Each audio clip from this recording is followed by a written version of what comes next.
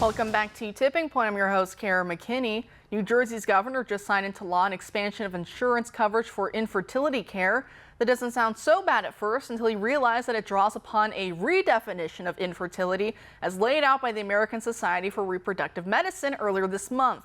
Those new guidelines have redefined the word so that it now means anyone who can't have kids because of basically lifestyle factors such as being part of a same-sex relationship or being single but still wanting kids. The appalling undertone here is that adults deserve a child, no matter the circumstances and regardless of any hardships placed on the child.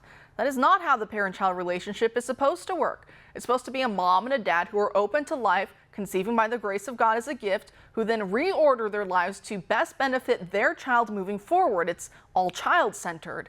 Now the idea is that children are like cool accessories or pets that can be bought and sold at whim by adults who want the child to fit into their pre-made life rather than it being the other way around. It completely inverts the natural sacrifice incumbent upon parenthood. It makes it just another hedonistic tool for self-gratification at another's expense.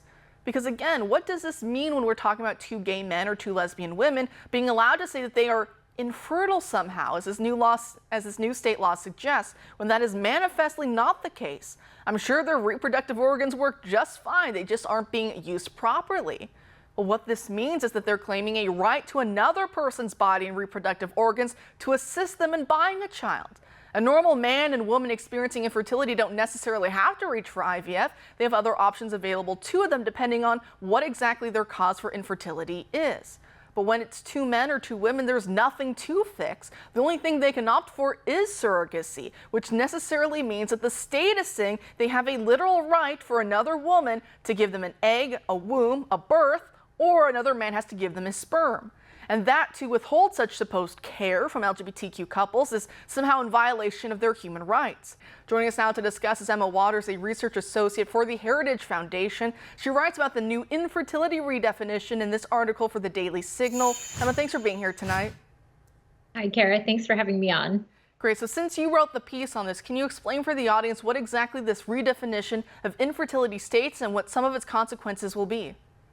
Yeah, absolutely. So this is drawn from language from the American Society for Reproductive Medicine, where it says that a person is no longer infertile based on a medical definition where their body is not able to produce a live pregnancy or a live birth of a child.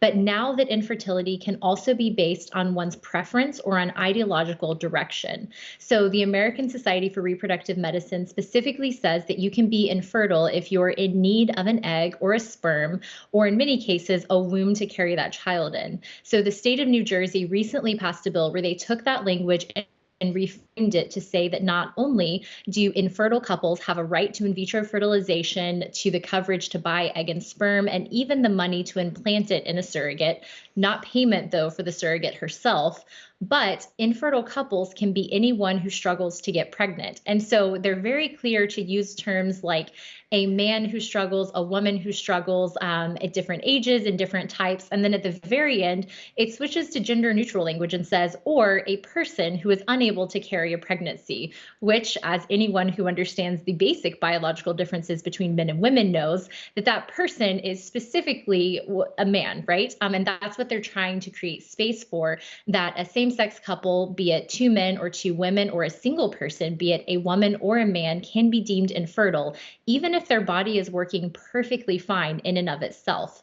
And so this is just another example of the radical infusion of gender ideology into our medical care, throwing out the door what we know about biology and instead saying that adults have the right to a child, even if they've chosen a lifestyle that doesn't reflect that. So like you mentioned, because we're now providing coverage for this, not only is this a massive burden for health insurance companies, because in vitro fertilization alone for a single round of it can cost anywhere from $15,000 to $30,000 and may or may not be successful. So this means that everyone's premiums in the state are going to go up. Health insurance companies will be paying a lot more, and it will be funding an industry that is based on the creation of children outside the norms of a man-woman marriage, which means that it will increase the need for surrogacy, and it further pushes to this point of baby selling.